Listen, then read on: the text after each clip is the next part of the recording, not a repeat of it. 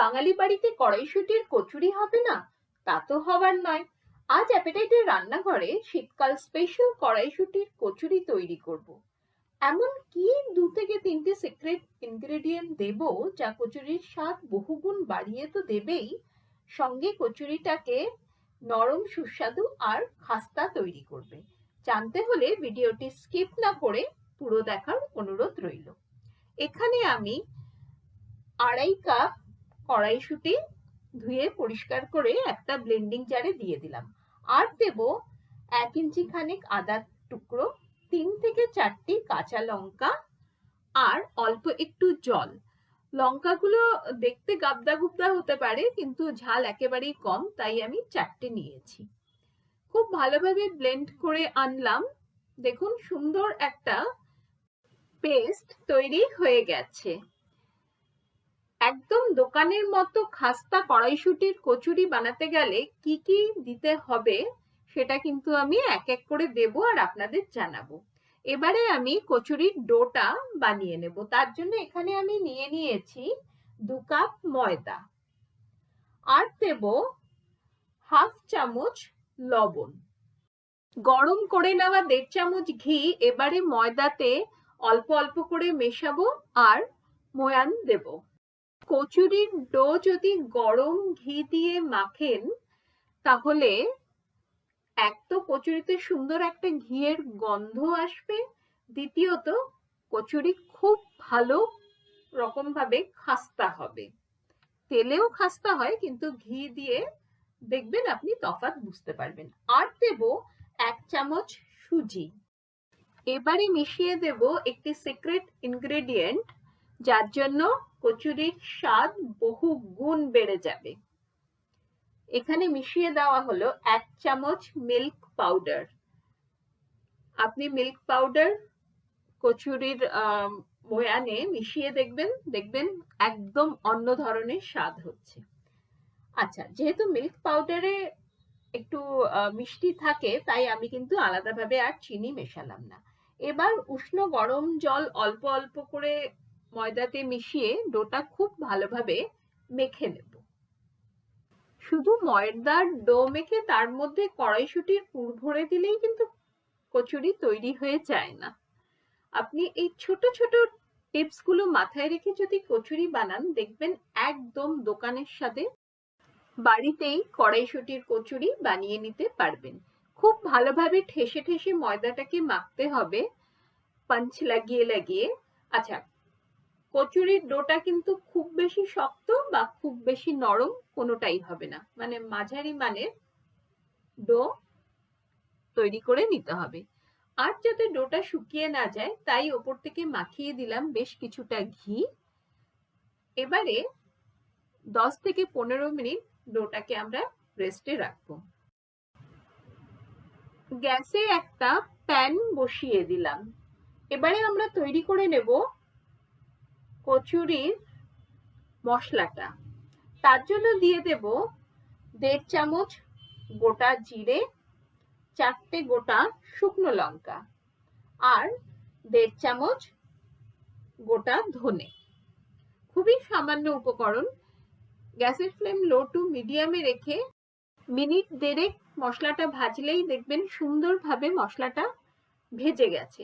এবারে মশলাটা ঠান্ডা করে ব্লেন্ড করে নিতে হবে।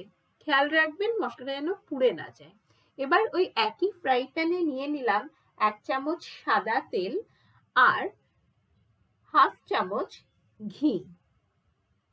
তেল আর ঘি খুব ভালোভাবে গরম করে নিতে হবে।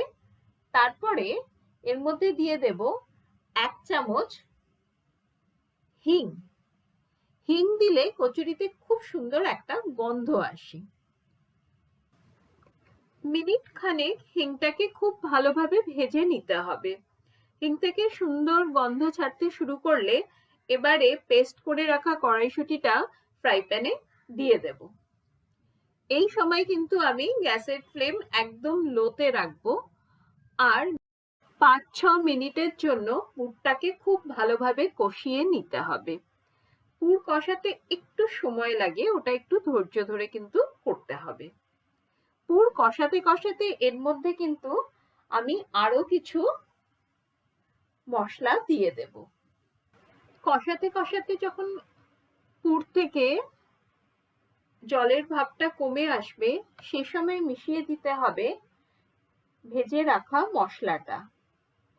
এখানে আমি প্রথমে 2 চামচ ভাজা মশলা দিয়ে দিলাম, দিয়ে সেটা পুরের সঙ্গে ভালোভাবে মিশিয়ে নেব।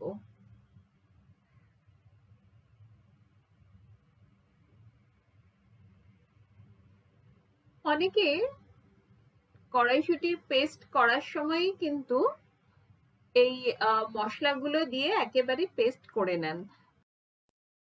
আরো 1 চামচ ভাজা মশলা আমি দিয়ে দিলাম, কারণ আমার মনে হয়েছে ভাজা মশলাটা একটু কম হয়েছে। মানে টোটাল 3 চামচ ভাজা মশলা আমি এই পুরের মধ্যে দিয়ে দিলাম, আর খুব ভালোভাবে পুরের মধ্যে মিশিয়ে নিলাম। এবারে এর মধ্যে দিয়ে দেব স্বাদ অনুসারে লবণ আর খুব সামান্য চিনি। লবণ আর চিনিটাকে আবারও পুরের সঙ্গে খুব ভালোভাবে মিশিয়ে নিতে হবে। এবারে আমি একটা সিক্রেট ইনগ্রেডিয়েন্ট এর মধ্যে দেব, যা পুরের স্বাদটাকে তো বাড়াবেই, সঙ্গে এক্সট্রা ময়েশ্চারটাকেও টেনে নেবে।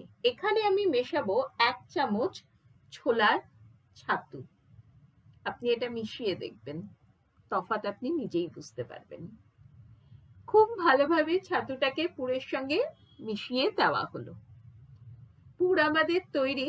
এবার একটা থালাতে এই গরম পুরটাকে আমি নামিয়ে নিলাম আর খুন্তির সাহায্যে ছড়িয়ে দেব, যাতে পুরটা তাড়াতাড়ি ঠান্ডা হয়ে যেতে পারে। অপরদিকে আমাদের ডোটাও কিন্তু প্রায় মিনিট 15 রেস্টে থেকে গেছে। আরো একবার ভালোভাবে ডোটাকে মেখে নিয়ে লেচি কাটার জন্য একটা সিলিন্ড্রিক্যাল শেপ দিয়ে নেব। কচুরির লেচি কিন্তু খুব বেশি বড় বা খুব ছোট হবে না, মানে লুচির থেকে বড় লেচি করে নিতে হবে। এবারে অল্প একটু তেল বাটিতে নিয়ে লেচিগুলোকে ভালোভাবে হাত দিয়ে গোল করে ঘুরিয়ে ঘুরিয়ে বাটির আকারে তৈরি করে নেব। পুর তো ঠান্ডা হয়ে গেছে। এবারে ওই বাটির ভেতরে যেভাবে দেখাচ্ছি সেভাবে পুরটা খুব ভালোভাবে ভরে নিয়ে মুখটা সিল করে দিতে হবে। এবারে তেল দিয়ে ভালো করে কচুরিগুলোকে আমি বেলে নেব। সমস্ত কচুরি বেলা হয়ে গেলে একটা কড়াইয়ে বেশ কিছুটা সাদা তেল গরম হতে দেব।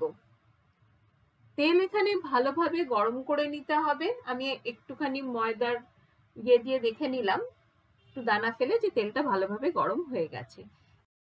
গ্যাসের ফ্লেম এখন লো টু মিডিয়ামে আছে। এক একটা করে কচুরি তেলে দিয়ে আমি ভেজে নেব।